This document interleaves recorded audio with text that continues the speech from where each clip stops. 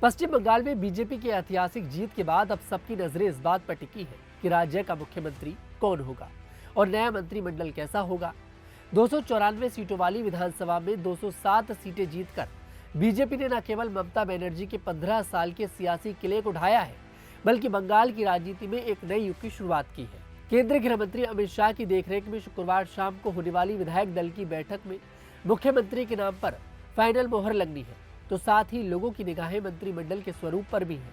बंगाल में बीजेपी का मंत्रिमंडल सोशल इंजीनियरिंग और क्षेत्रीय संतुलन का एक बेहतरीन संतुलन बनाने की कवायद है। बीजेपी का टारगेट उत्तर बंगाल से लेकर जंगल महल और मतुआ समुदाय से लेकर शहरी मध्य वर्ग तक प्रतिनिधित्व देकर साधने का है।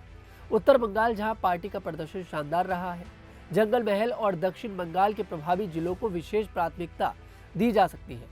बीजेपी के मंत्रिमंडल में पुराने अनुभवी नेताओं के साथ साथ उन युवा चेहरों को भी जगह दी जाएगी जिन्होंने जमीनी स्तर पर टीएमसी के खिलाफ लड़ाई लड़ी है। इसके अलावा बीजेपी की जीत में महिला और दलित कार्ड का अहम रोल था। ऐसे में बंगाल सरकार के मंत्रिमंडल में महिलाओं और SC/ST वर्ग के नेताओं को बड़ी भागीदारी बीजेपी दे सकती है। बंगाल की नई कैबिनेट को इस तरह बनाने का प्लान है ताकि वैचारिक प्रतिबद्धता और जमीनी स्तर पर लोगों को जोड़ा रखा जा सके। बीजेपी और संघ के बीच हाल ही में हुई समन्वय बैठकों में आरएसएस ने वैचारिक एकता को प्राथमिकता देने पर जोर दिया था। बीजेपी ऐसे नेताओं पर ध्यान केंद्रित कर रही है जिनका संघ के साथ काम करने का लंबा इतिहास रहा है। पार्टी ज्यादा से ज्यादा अनुभवी नेताओं को कैबिनेट में शामिल करना चाहती है।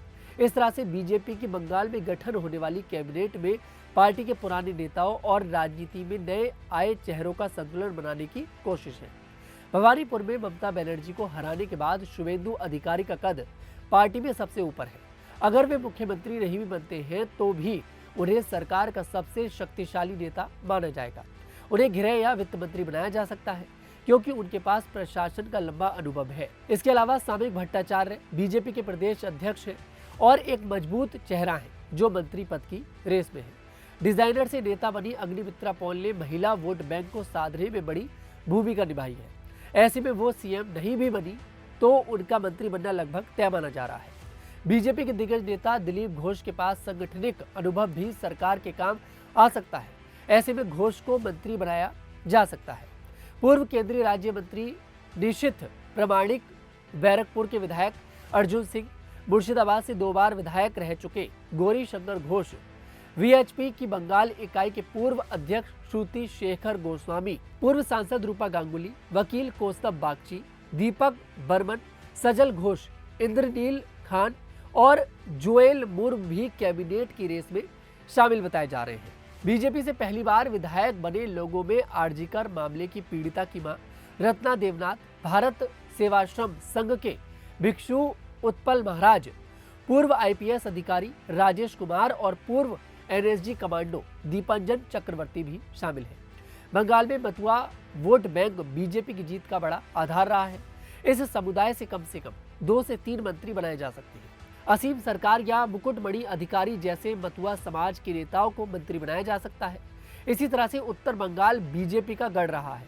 यहाँ से निशित प्रमाणिक और दीपक बर्मन को मंत्रिमंडल में जगह मिल सकती है।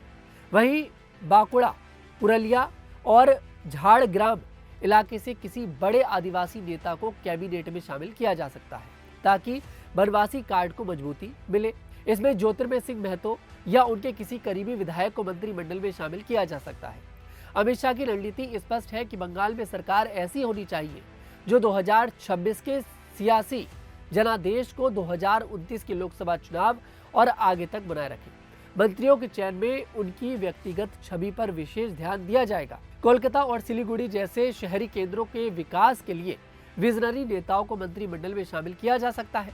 बंगाल में बीजेपी की पहली सरकार केवल मंत्रियों का समूह नहीं बल्कि पार्टी का वह बंगाल मॉडल होगा जिसका वादा उन्होंने चुनाव प्रचार के दौरान किया था। अब देखना यह है कि राजभवन में होने वाले शपथ ग्रहण में अमित शाह की लिस्ट में किसका किसका नाम चमकता है। बंगाल में शपथ ग्रहण का कार्यक्रम 9 मई को रखा गया है। बताया जा रहा है कि 9 मई को रविंद्रनाथ टैगोर की जयंती के शुभ अवसर पर यह नई सरकार शपथ लेगी, जो बंगाली अस्मिता से जुड़ने का एक बड़ा संदेश देने की रणनीति है। फिलहाल इस पर आपकी क्या राय है, कमेंट सेक्शन में जरूर बताइएगा। मैं तनुज दीक्षित फिर आपसे मुलाकात करूंगा, तब तक के लिए हमारे साथ देखते रहिए न्यूज़ 15।